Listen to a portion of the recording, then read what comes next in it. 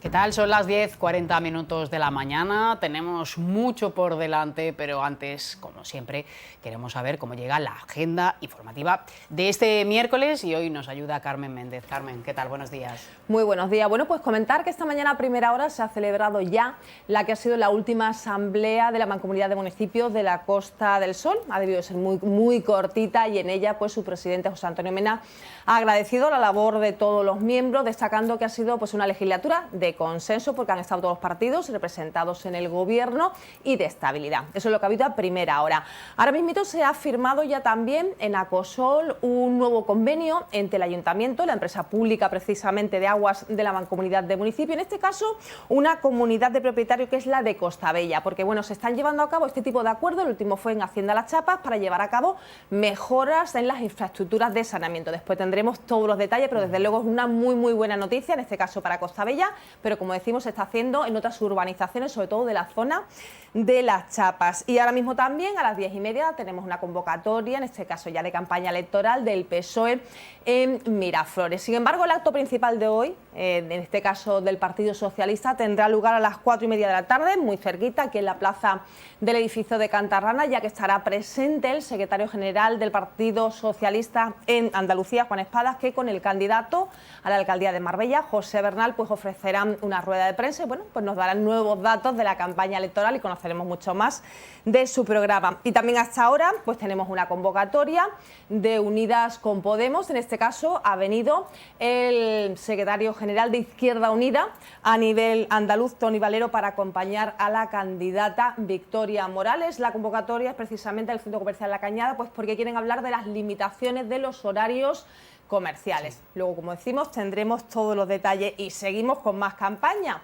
A las 11 de la mañana, convocatoria en este caso de Por mi Pueblo Marbella, Paco Gómez en la Plaza de los Naranjos. El candidato pues nos dará cuáles son detalles de cuáles son sus propuestas a nivel de vivienda. Sabemos un problema, todos los partidos están planteando iniciativas en este aspecto. Y ya por la tarde, bueno, dejamos un poquito al margen la campaña electoral a las 4:30 de la tarde. Como ya hemos dicho, tenemos la convocatoria del PSOE y a las 7 pues habrá en la Iglesia de la Encarnación una misa que dará paso a una procesión en honor a María Auxiliadora. A las 8 de la tarde, nueva convocatoria en el Instituto Río Verde, una nueva cita del Cineclub Buñuel, en este caso con la proyección de la película El Triángulo de la Tristeza. Y finalizamos nuevamente con campaña electoral a las 8:30 de la tarde, una cita en Nueva Andalucía, en la tenencia de alcaldía, con el Partido Popular, con la candidata, la alcaldesa también, Ángeles Muñoz, que ofrecerá un mitin. Con lo cual tenemos una jornada en la que hay de todo un poquito. Hay de todo un poco, así que nada, dentro de un ratito, a las 12:30, nos cuentas cómo se ha desarrollado la mañana. Gracias, Carmen. Muchas gracias. Vamos con más asuntos, y es que los funcionarios de justicia comenzaron ayer una huelga indefinida para pedir mejoras salariales y laborales. Y esto se produce precisamente cuando se ha llegado a un acuerdo con jueces y fiscales. Vamos a conocer el posicionamiento del Colegio de Abogados de Málaga con Salvador González. Salvador, hola, muy buenos días. Buenos días.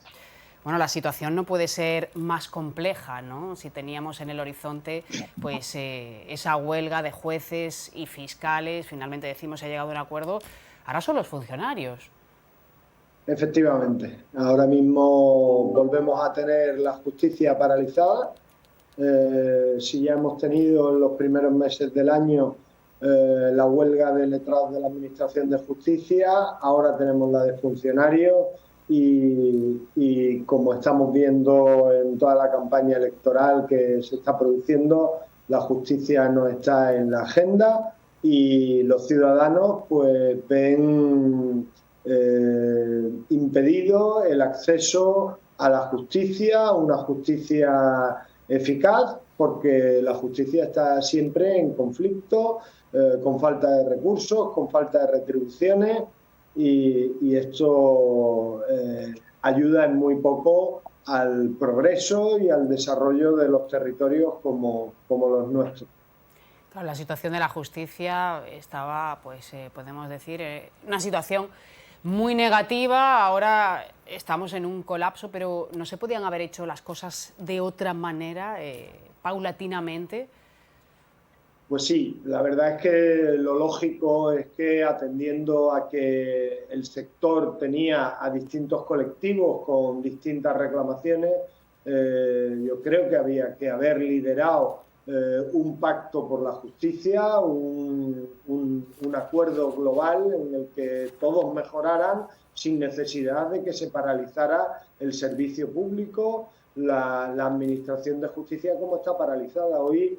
Se están suspendiendo juicios, muchos de ellos en la puerta de los juzgados, una vez que se han desplazado los ciudadanos a los juzgados, y es una segunda suspensión que está colocando la celebración de estos juicios que se suspenden hoy en celebraciones en muchos casos, para el año 2025, incluso 2026.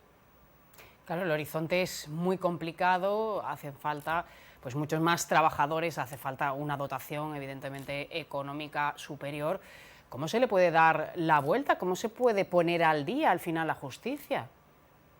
Bueno, hace falta una reorganización de los recursos, hace falta una reorganización del sistema y también dotarle de recursos tecnológicos, de recursos humanos y de medios, ¿no? Esto parece evidente, no se está abordando los problemas de la justicia de una manera razonable, sino que se está haciendo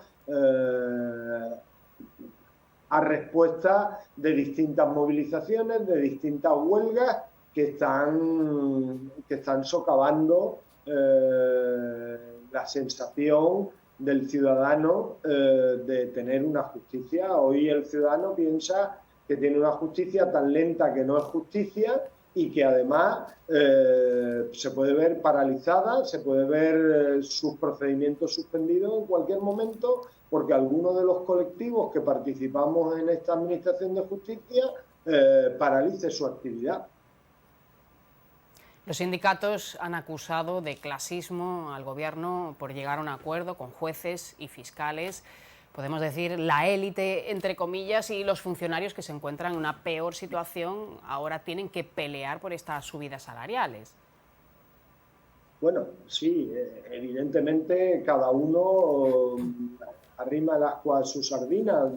Los abogados también podemos decir que las retribuciones del turno de oficio, del abogado de oficio, del abogado de las personas con menos recursos, no se ha actualizado en 14 años, y esto sí que es mucho más grave. Evidentemente todos tenemos nuestras reivindicaciones, y las personas que están llamadas a liderar la actualización y la apuesta por la justicia, pues no lo están haciendo de una forma adecuada, en eso estamos de acuerdo.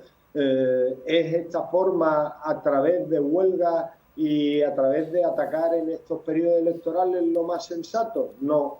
¿Es sensato que no se estén produciendo avances en la negociación? Si finalmente la negociación tiene que cerrarse, que se cierre cuanto antes, vulnerando en la menor medida posible los derechos de los ciudadanos. Derechos tan importantes como a recuperar su vivienda, como a que su proceso de familia, que tanto le preocupa, no se vea por segunda vez suspendido, que cuestiones como las consignaciones judiciales se puedan producir, que las demandas se tramiten, y especialmente todas estas paralizaciones, además de al ciudadano, está afectando muy notablemente a los abogados de Marbella, de Málaga y de toda España, porque lo que está ocurriendo es que en los despachos se está dejando de trabajar y se está dejando sobre todo de cobrar.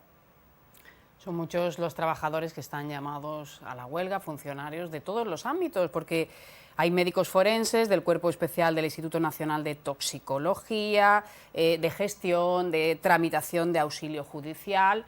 El Gobierno ha iniciado, como decíamos, las negociaciones, las ha cerrado con los jueces y fiscales. La Junta de Andalucía ha dicho que, de alguna manera, que se ofrecía a mediar en este conflicto. Sí, ha pedido el consejero de Justicia una interterritorial con todas las comunidades autónomas, con las competencias de justicia transferidas, que serán las que finalmente tengan que asumir los incrementos salariales que se pacten con los funcionarios y desde luego cualquier iniciativa es buena para que este conflicto termine cuanto antes, termine con una solución satisfactoria para todos, porque al final todos trabajamos en la justicia y todos debemos de mejorar las retribuciones que se producen en la justicia, siempre por debajo de las que se producen en otros ámbitos de la administración, y debemos también de, entre todos, hacer todo lo posible porque no se vuelva a parar la justicia y porque reanude su actividad ordinaria. No podemos ir de huelga en huelga porque es que el ciudadano en los despachos ya no sabemos cómo explicarle que su asunto está paralizado, que sigue paralizado, que se ha suspendido, que se ha vuelto a suspender y que espere 2 años más para poder tener una vista o para poder tener una resolución. Tal y como está la situación con este escenario, ¿pensáis que las negociaciones pues van a ser más rápidas ante el caos, el colapso que tenemos? Porque claro, hablabas de juicios para 2025, esto es una barbaridad. Absolutamente, absolutamente. El ciudadano se ve desprotegido cuando el horizonte de solución de sus conflictos se va a 2, a 3 años.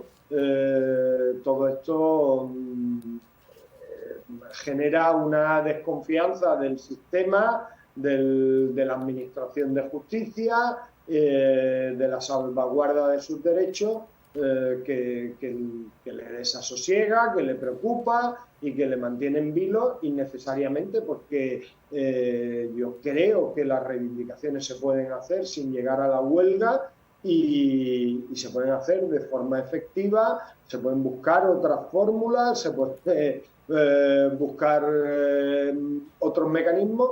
Y después, por otra parte, el Ministerio, si al final tiene que terminar acordando un nuevo escenario de retributivo para los funcionarios, tiene que abordarlo cuanto antes. Hemos tenido un periodo de huelgas intermitentes donde podíamos haber cerrado esta negociación y no se puede, sin tomar partido por ninguna de las dos partes. Lo que es cierto es que el que está perdiendo en todo este tiempo es el ciudadano. Estamos hablando de subidas salariales, pero también de otros aspectos, como es la nueva ley de eficiencia organizativa. Vosotros decís que supone un recorte de los puestos de trabajo si se lleva a cabo de la manera que inicialmente parecía. Eso se dice por los funcionarios, pero también es verdad que se está hablando de jubilaciones masivas en el ámbito de la justicia, con lo cual, si hay un recorte de personal, no tiene que afectar al puesto de trabajo de cada uno de los funcionarios que está trabajando en la Administración de Justicia, sino que lo que se pretende con la nueva ley de eficiencia organizativa es una reorganización que a todas luces parece no necesaria, sino vital y urgente para que cada vez que estemos ante una situación como la que estamos hoy, no se paralicen en su totalidad los procedimientos, que puedan continuar a menor ritmo, pero si quiere, pero que puedan continuar y que la oficina judicial sea más eficiente de lo que lo es hoy con la organización que tiene, que es una organización que viene heredada del sistema que se implantó en el siglo XIX y que ya es hora de que actualicemos a las nuevas formas de trabajo, al trabajo en equipo, a las nuevas organizaciones. Pues vital y urgente, como decías, es que se llegue a un acuerdo porque ya la situación no puede ser más insostenible. Pues Salvador González, muchísimas gracias y seguiremos de cerca el tema. Esperemos que se solucione lo antes posible. Muchas gracias y esperemos que así sea. Gracias, buen día. Buen día. Ayer fue el Día contra el Melanoma, una jornada para concienciar sobre la importancia de protegerse de los rayos del sol. El Hospital Costa del Sol inició una campaña de protección, de exploración. Hubo muchísimos participantes, charlas y la intención de que al final cale el mensaje.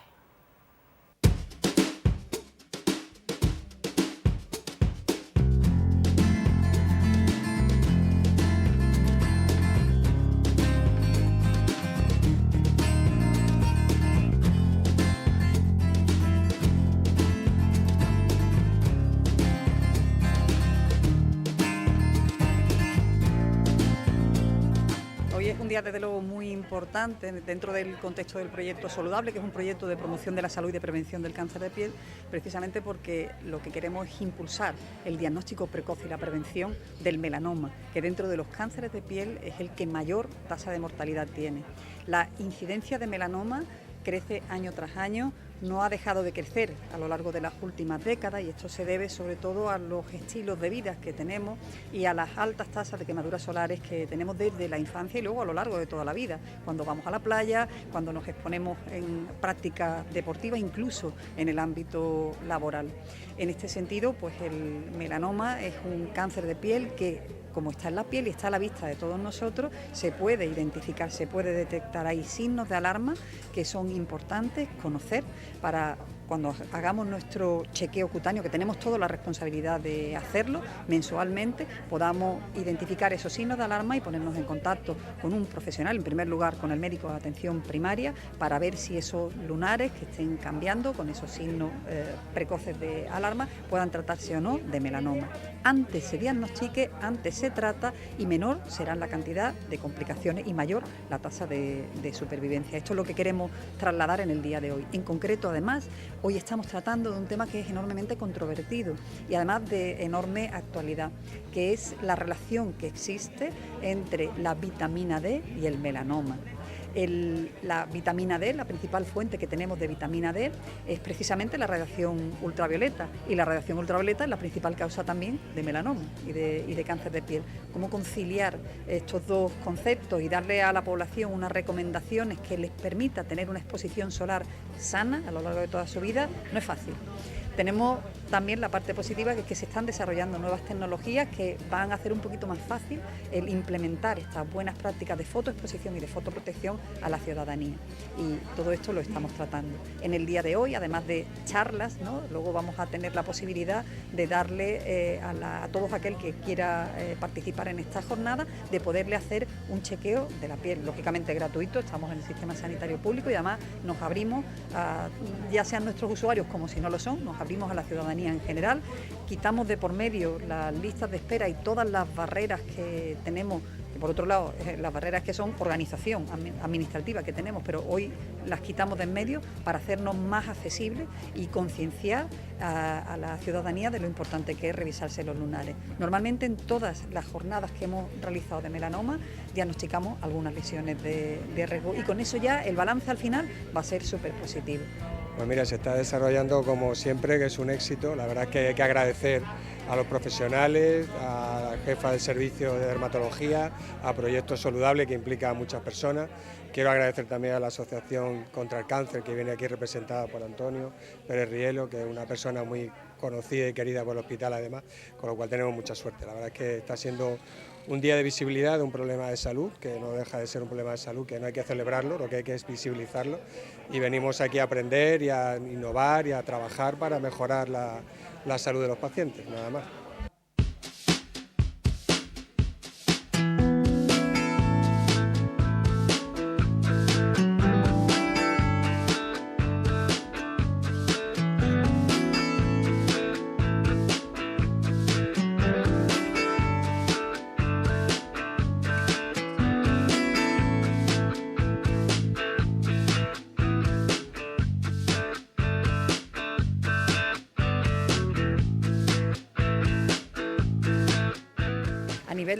A nivel general, ¿no?, los datos que tenemos a nivel mundial, las tasas van aumentando de un 3 a un 8% anual. En el Hospital Costa del Sol seguimos teniendo también una curva ascendente. Nuestras tasas de incidencia de melanoma son superiores a la de toda España. Se equiparan a las tasas más altas que existen a nivel de Europa. Nosotros tenemos ahora mismo una tasa de incidencia de 28 casos por 100.000 habitantes y año. De las mayores que hay a nivel de Europa son las de Reino Unido, que son 25 casos por 100.000 habitantes y año, y la media nacional, por ejemplo, es de 13 casos por 100.000 habitantes y año. Es decir, duplicamos las tasas de incidencia de melanoma respecto al resto de las nacionales. Y además observamos cómo van aumentando. La buena noticia es que, pese a que están aumentando los casos de melanoma, lo cierto es que cada vez lo detectamos más precozmente. Y un melanoma que se detecta precozmente es un melanoma que se cura. Entonces, esto es muy importante. Agradezco, por supuesto, la posibilidad de estar aquí en el Hospital Costa del Sol y simplemente plantear que como Asociación Española contra el Cáncer nuestra apuesta está no solo en el apoyo a las personas que tienen cáncer, sino también a sus familias de una forma totalmente gratuita y entendiendo que además de la situación clínica que provoca el cáncer y que se trata en los centros sanitarios, hay otros problemas añadidos, como digo, por ejemplo, el apoyo psicológico a los familiares o aspectos ligados al asesoramiento laboral, etcétera, ¿no? Comentábamos en la mesa que hay muchas familias en donde el cáncer plantea situaciones laborales de retiro, de jubilaciones, de fragilidad, etcétera, de gran importancia. Entonces, la rehabilitación, el apoyo psicológico, el apoyo laboral y, por supuesto, el apoyo de fisioterapia también, si es necesario, etcétera, es nuestra misión fundamental como Asociación contra el Cáncer y apoyar todas estas iniciativas junto con los proyectos de investigación que también se financian desde la Asociación contra el Cáncer.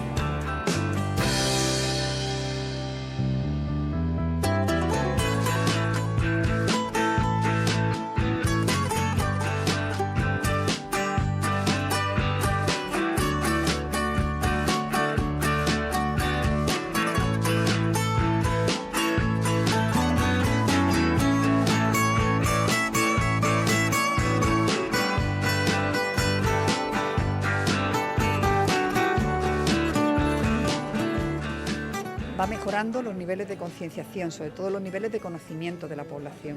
Pero llevar a cabo unas buenas prácticas no son fáciles, porque llegar a implementar buenas prácticas de fotoprotección en una cultura que tenemos que vive al aire libre, somos de cultura mediterránea y más en la zona en la que vivimos, en la Costa del Sol, es que el sol es inevitable. Por otro lado, aprovechémoslos en positivo, pero no es del todo fácil implementar esas buenas prácticas, sobre todo si no nos acompañan tampoco los entornos. Por ejemplo, si nosotros salimos a dar un paseo por el paseo marítimo, no hay ninguna sombra, ¿cómo vamos a protegernos adecuadamente? O, por ejemplo, si vamos a la playa y no tenemos facilidad de acceso a fotoprotectores, ¿cómo vamos a protegernos adecuadamente? En los patios de los colegios tampoco hay sombra, cuando salen los niños, si se queman en el patio, ¿qué pasa?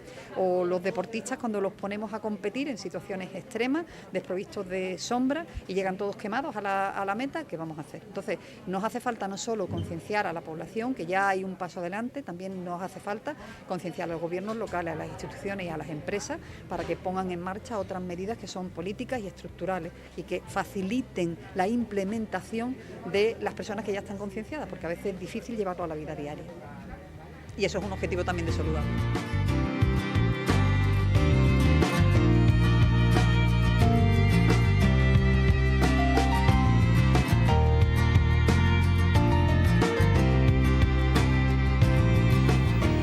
Bueno, pues hay que seguir muy de cerca estos consejos y no olvidarse de que hay que autoprotegerse. Cambiamos absolutamente de tema. La Fundación FIDU ha organizado una charla, una jornada sobre el Plan de Ordenación del Territorio. Será mañana en el Cortijo Miraflores con 3 especialistas para contar cuáles son las novedades, los cambios y hacerlo desde luego fácil. Tenemos con nosotros al presidente de FIDU, Alejandro Criado. Alejandro, ¿qué tal? Bienvenido. Muchas gracias, aquí estamos, muchas gracias. Vamos a hablar de algo muy importante, algo Sí. que va a cambiar, desde luego, pues la vida, la fisonomía de los distintos municipios. Vamos a tratar de hacerlo fácil. ¿Cuáles son los cambios que introduce el Plan de Ordenación del Territorio? Bueno, antes que nada vamos a explicar, ¿no?, qué es el Plan de Ordenación del Territorio, por si hay alguien que no lo sepa, que no lo conozca. Claro, hay que tener en cuenta que la planificación urbana se hace desde los municipios y desde la Junta de Andalucía. Cuando es de los municipios entra en lo propiamente municipal y cuando se trata de ordenar una agrupación de municipios con elementos geográficos comunes, pues entonces eso lo hace la Junta de Andalucía. Y esa es la ordenación del territorio, es un urbanismo a escala mayor, a escala territorial. Por ejemplo, hay un plan territorial de toda Andalucía y hay otro, por ejemplo, de la área metropolitana de Málaga. Y este es de la Costa del Sol, que abarca desde Casares hasta Mijas. Eso es un poco. Entonces, bueno, lo que se trata es de ordenar el municipio a nivel general, los municipios a nivel general. ¿Cuáles son las finalidades fundamentales del plan territorial? Pues básicamente la protección. Es decir, el plan territorial primero protege aquellas zonas necesitadas de proteger para evitar el crecimiento de los municipios, pues por motivos paisajísticos, y luego gestionar equipamiento a escala supramunicipal. Es decir, por ejemplo, si es necesario unas infraestructuras de conexión entre esos municipios y no están previstos en ningún tipo de plan de carretera, pues este plan lo prevé. Si, por ejemplo, hace falta algún equipamiento tipo Palacio de Congresos o, por ejemplo, algún polígono industrial especial para toda la comarca, se prevé desde la planificación territorial. Y se trata un poco de marcar líneas estratégicas de un territorio a efectos sobre todo de protección y a efectos de infraestructuras. Vas a dar una charla sobre la limitación del crecimiento de los municipios. Esto es algo bastante complejo porque en muchos de ellos lo que se demanda precisamente es más suelo para construir. Claro. ¿Cómo se hace entonces? Claro. Bueno, a ver, en principio esa es de las cosas que yo no comparto del plan territorial de la Costa del Sol, y es que es muy limitativo. Bien, es verdad que la otra versión era todavía más, porque el crecimiento prácticamente, digamos, le negaba el crecimiento o prohibía el crecimiento de viviendas. Ahora sí se permiten con este plan el crecimiento en vivienda, pero por ejemplo no se puede hacer una urbanización como la Zagaleta, no se puede hacer, o como Sierra Blanca, no se puede hacer. Yo no lo comparto, es decir, porque Marbella vive de ese tipo de turismo residencial de viviendas unifamiliares, pues ese tipo de crecimiento lo prohíbe, es decir, establece prohibiciones que son muy importantes, que hay que tenerlas en cuenta, que se podrán compartir o no, y si no se comparten hay que formular alegaciones. ¿Pero en qué sentido? Estamos ¿En en grandes plazo. urbanizaciones? No se ¿En puede. extensión? Exactamente, dice que se prohíbe se prefieren las tipologías, por ejemplo, plurifamiliar, pero no las unifamiliares extensivas, es decir, porque no quiere consumir suelo. Esto viene un poco pues por la corriente que sigue este plan de la Agenda 2030. La Agenda 2030 lo que plantea es frenar el crecimiento urbanístico, porque teóricamente eso va a conllevar, va a favorecer el calentamiento global. Y en esa filosofía que tiene el plan, que yo no comparto, pues establece pues el crecimiento de suelo el mínimo posible. Hay que tener en cuenta una idea muy importante. España ha consumido el 10% de su suelo, el 10%, con lo cual plantear que no se pueda crecer no es razonable, porque es limitarnos nuestras propias capacidades y posibilidades de un producto o una industria económica tan importante como es la construcción y el mercado inmobiliario. Claro, 10% es pequeño. Es nada, eso es lo que ha crecido España desde los romanos. Por tanto, establecer... Claro, depende de las zonas, obviamente. En general, si sacamos una media, el 10%. Sí, pero luego por municipios está claro que claro, por municipios. hay algunos que han crecido muchísimo. Y... Marbella no llega al 60%. 60%. No llega al 60%. Hombre, tampoco es tanto. Porque y mira que es un municipio muy acolmatado. En la Costa del Sol completa, es decir, toda la provincia de Málaga, pues me parece que llega al 20%. Es decir, hay un 80% no urbanizado. Por tanto, yo no comparto que haya tanta limitación en el crecimiento, porque todavía hay mucho que crecer. Hay una zona, por ejemplo, de autopista hacia arriba, cuando uno sale de Marbella, que es toda una zona montañosa, donde se pueden hacer muy buenas urbanizaciones de lujo para atraer el turismo residencial que nosotros necesitamos. Bueno, pues ahí también lo prohíben porque establecen que no puede haber pendientes superiores al 30%. Por tanto, prácticamente nos está limitando muchísimo el crecimiento. Y bueno, es el periodo de alegaciones y habrá que alegar. Sí, en ese estamos, claro. Porque fue en abril cuando se aprobó y ahora estamos en un periodo de 45 días y habrá desde luego una avalancha, ¿no? Aunque lo que se pretende al final son ciudades más amables. Claro, sí, en principio lo que se pretende es que no se crezca. Porque teóricamente lo que se pretende es que se crezca en el interior, que se rehabilite las zonas interiores, por ejemplo.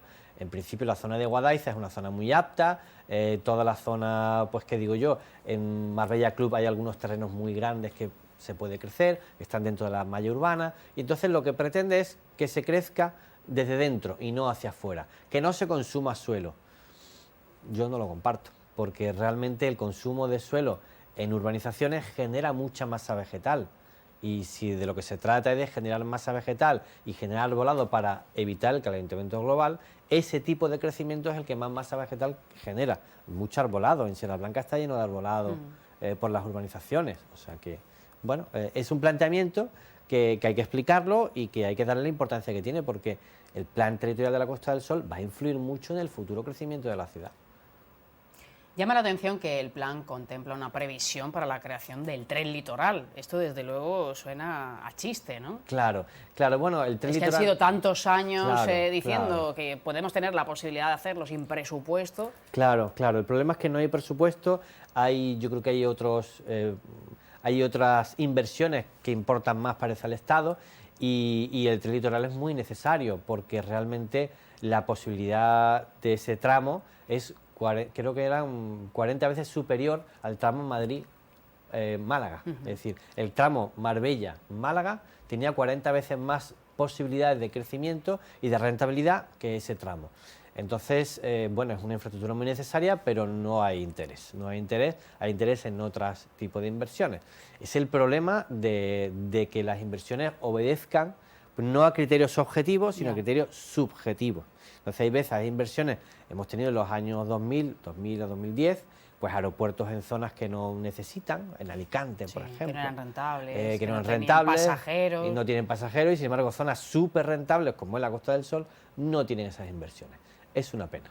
Pero se deja el espacio, por si acaso en un futuro se pudiera Claro, hacer. entonces lo que hace el plan es hacer una previsión para cuando tenga bien bueno, pues el Estado en hacer esa inversión. Bien, es verdad que seguramente no va a coincidir con la previsión del POT, del plan territorial, pero bueno, el POT se puede modificar. Has hablado de los elementos negativos del plan de ordenación del territorio, pero ¿cuáles son las ventajas, sobre todo, la parte más positiva? Claro, la parte positiva es efectivamente que protege, se centra mucho en proteger ciertas zonas que son de interés de proteger. Por ejemplo, protege el Hotel Escol. Por ejemplo, hace protecciones que para mí están excediendo también de la competencia autonómica. ¿De qué manera se protege? Pero ¿Cuál es son el problema interesantes. del Hotel Escol? Bueno, el Hotel Escol es verdad que es un hotel emblemático de los años 60, 70, al igual que Marbella Club y demás, Sí. que también es de esa época. Y es verdad que es una arquitectura pues especialmente positiva, interesante, propia de la identidad de la Costa del Sol. Entonces entran ese tipo de protecciones, no solamente arquitectónicas, sino también los cauces de los ríos también los va a proteger, que también es interesante. Este tipo de protecciones son lógicas y necesarias, es decir, los cauces de los ríos hay que protegerlos, hay que proteger también cierta arquitectura, pero ya limitar de una forma tan intensa el crecimiento de la ciudad nos va a perjudicar a Marbella.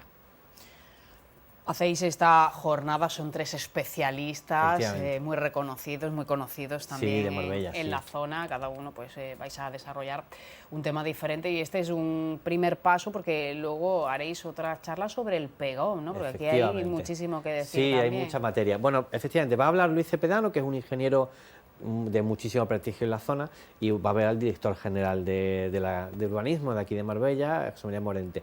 Y a partir de ahí, bueno, sobre el Plan General de Marbella, como mínimo debemos haber hecho 2 o 3 conferencias ya, pero vamos a hacer otra más, porque claro, hay mucha demanda y hay que actualizar un poco los últimos cambios que ha habido, porque es verdad que la última versión que ha salido tiene cambios respecto al documento previo, pues entonces hay que hacer otra conferencia, la haremos en junio. Conviven perfectamente ambos planes, ¿no?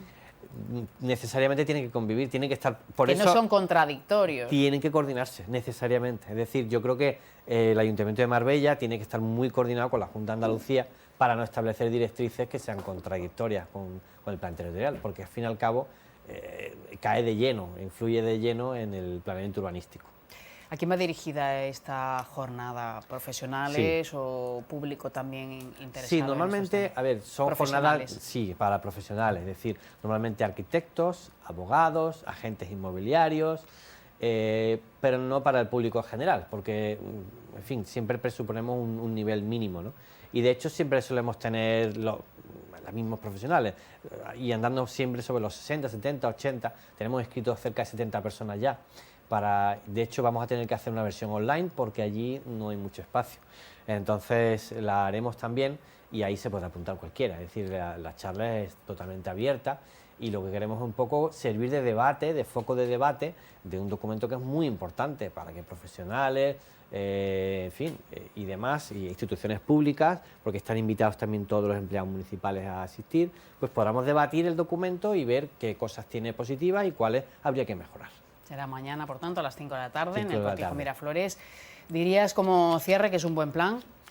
Bueno, no es mal plan, pero a mí no me gusta. Es decir, no No me te gusta que convence. se limite tanto la competencia municipal y la posibilidad de crecimiento del municipio. Yo no lo comparto. Me gustaba más el otro, el primero que se hizo y que fue anulado. Ese sí era un muy buen plan. Pues Alejandro Criado, gracias por la visita. A vosotros, muchísimas gracias. Gracias. Vamos a marcharnos ahora unos minutitos a publicidad, nos tomamos el segundo café de la mañana y volvemos enseguida. Hasta ahora.